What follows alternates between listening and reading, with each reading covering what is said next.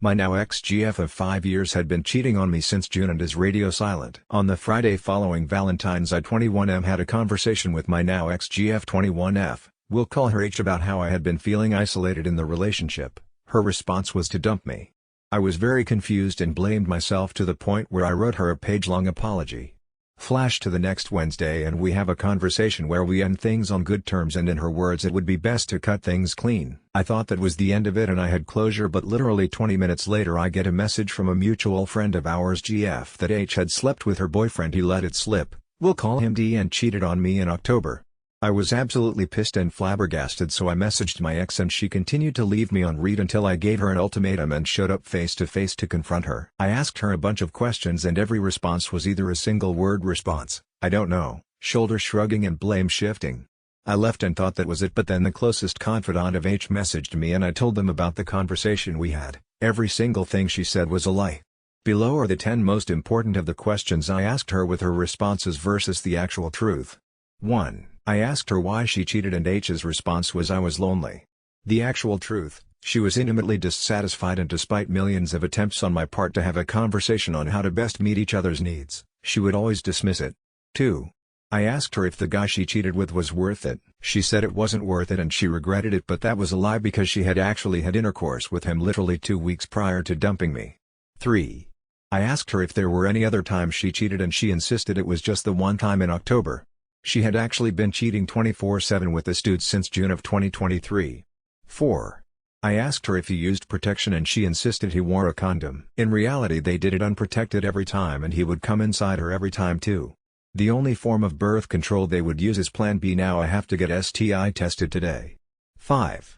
I asked her if her dog had really eaten the Plan B I bought for us for emergencies. She insisted her dog had eaten it. In reality she had unprotected intercourse with D so many times they ran out the bulk Plan B and he had to go out and buy even more. 6. I asked her why she cheated despite being cheated on herself in the past and constantly making comments about how she loathed her mother's infidelity.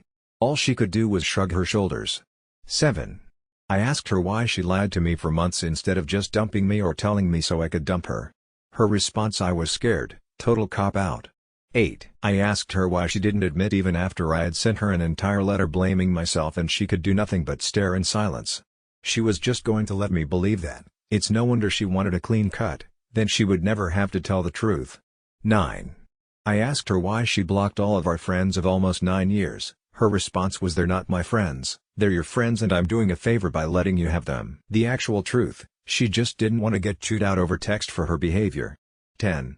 I asked her if she would ever cheat on anyone again and she said no, but the day after she dumped me she immediately started seeing this really creepy high schooler, so obviously there's way more to unpack there, but it's not even worth it at this point. She never apologized for literally anything, zero remorse, zero accountability. If I hadn't given her an ultimatum and physically shown up I would still be getting left on read. I sent her messages akin to this post calling her out for every lie she blatantly said to my face. I prefaced our conversation with that I wanted the unequivocal truth and the worse, more messed up things she told me would make me miss her less and I'd have an easier time moving on, but she still felt the need to lie. After I called her out she blocked me on literally everything. Closest thing I have to correspondence is talking to her family, and apparently she thinks everything that is happening to her is BS and she has a ginormous victim complex. I'm working on trying to get back the $300 promise ring I got her when we were still in high school, and her family said she would probably give it back, but I haven't heard anything yet. Her new high school boy toy has been stalking me on social media and has been threatening to beat me up, so God knows how she manipulated that poor idiot. When I learned the truth I spoke with D's girlfriend and she dumped him for good. It's been a few weeks now and I started seeing a therapist and taking time to find myself, and now I'm finally at the point where I've cried all the tears I can and I'm pretty much over her. At this point it's just a feeling of being flabbergasted with how everything went down. Me and D's ex started talking after everything went down and now we have been seeing each other platonically, so that's a silver lining. It's nice to have someone to talk to who has gone through similar trauma. I don't know where my life is going to go from here, but I'm happy to have all this dumb garbage behind me and I hope you enjoyed reading. You'll never get the full truth and you'll never get a sincere apology from her. You need to come to terms with this. Now, control the narrative by messaging the bulk of what you wrote here to her family and friends. Do this because, right now, she's making you out to be the devil.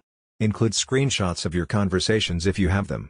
Regarding the high schooler, screenshot his posts and go straight to the police. Don't get into the mud with this guy as you have nothing to gain. Let the authorities handle this. Get a restraining order against him. 2. You're in love with the woman you thought was perfect. Now is the time to build yourself up, bank a bunch of money, and move yourself up in life. Your ex is damaged goods and at a really early age.